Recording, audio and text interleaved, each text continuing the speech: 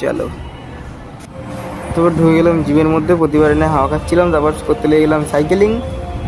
তারপর ভাই যা করি ভাই, দৌড়াতে লেগে গেলাম ভাই গায়ের জোরে, যত ভাই দেখো ঘেমে জামা মা পুরো ভিজে গেছে। তারপরে এই দাদাটাকে দেখো, দাদাটা হচ্ছে আর্ম রেসলিং করে। সো ভাই দাদাটাকে দেখছিলাম, আর আমি এখানে লাগাচ্ছিলাম, আজকে ছিল লেগ, তাই লেগ লাগাচ্ছিলাম। এখানে লেগ লাগাতে দেখলাম হনুমানজিকে, তাই একটু নমস্কার করে নিলাম।